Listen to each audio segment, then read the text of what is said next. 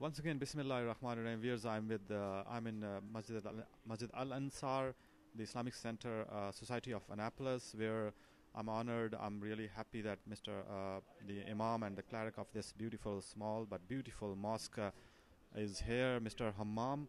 And welcome to Global TV and DUNYA International. Mr. Hammam, please tell us about yourself, how your grandfather, father-in-law, I think, he was telling me that you are a well-learned scholar from other part of the world.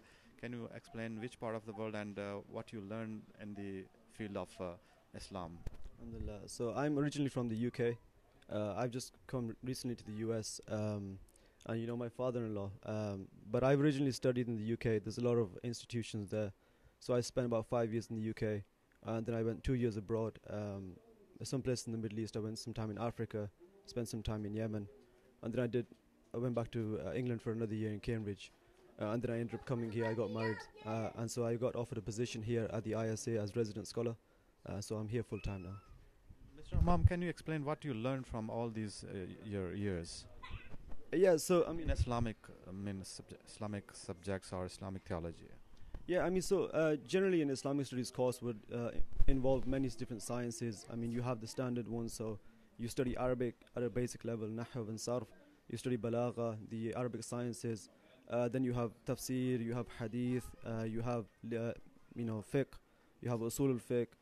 So there's a lot of subjects you cover. But the point is to train you enough so that you're able to go back into the communities and provide religious service wherever it's needed, religious education, to train other people, to teach kids, to perform the services like the khutbah and the Jumu'ah and the Eids.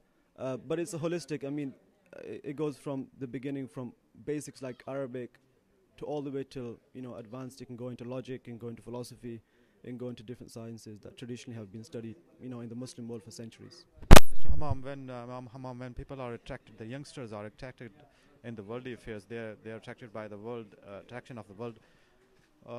What kind of message you will deliver to the youngsters, to the young people, to the young girls and people of your age? Yeah, I think that a lot of young people, I'm not that old myself, I'm pretty young, and so I think a lot of young people, especially when they're in college or uni, go through different phases. So whereas when they're with their families, their families tend to dictate what they believe and what they see in the world. But once you go to university or you go to college, you're meeting all sorts of different people, and you're involved in different ideas that you never even heard of. So whereas you might have been brought up in a very religious family, now you're going to college and meeting people who don't even believe in God. Or there's other theories out there, evolution, there's all these scientific theories, and people's iman is questioned. And a lot of people think that Islam doesn't have the answer to it. And the problem is that I think sometimes our religious institutions don't do a good enough job to present Islam in a way that's attractive to young people. But I would say to young people that, if you feel like your iman is questioned or your iman is shaky, don't worry. That, you just have to go to the right places. And I say that with experience. I was somebody who had some serious trouble with my faith. But when I began to study Islam, I saw that there's plenty of answers out there. You just have to find the answers. And if you're dedicated enough, you will find the answers. So you just don't be disheartened by what you see out there. Allah subhanahu wa ta'ala has given plenty of guidance. And, it's the job of the ulama to go out there and, deal with these issues. Mr. Imam, what difference you witnessed between the Muslims of UK and the Muslims of America? I think in terms of socio-economic background, there's a lot of difference. So in terms of immigration patterns into the UK, a lot of people who came to the UK was post-Second World War. And so they came there to fill into factories. So a lot of the people, Muslims in the UK, the first generation, were generally workers in factories.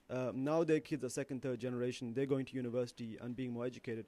But I think the immigration patterns in the United States was around the Cold War era. So, the United States, in competition with Russia, was trying to get the best minds here. So if you look at the socio-economic background here, a lot of the Muslims are quite well off. They're doing quite well for themselves. A lot of them are trained, experts. Some of them, engineers, software people. So I think there's just a general difference in education. But I think people in the United States are just too much, really, really busy. Whereas people in the UK are more open towards the deen. I think people here are just a bit more busy, a bit more occupied. America's very fast. People are in the rat race. And so you just have to stop people and just say, listen, there's something more important than what you're chasing after. Yeah. Thank you very much. Viewers, you saw Mr. Imam, our honorable Imam of this Islamic Society of Annapolis, was saying a lot to the Muslim Ummah, to those youngsters.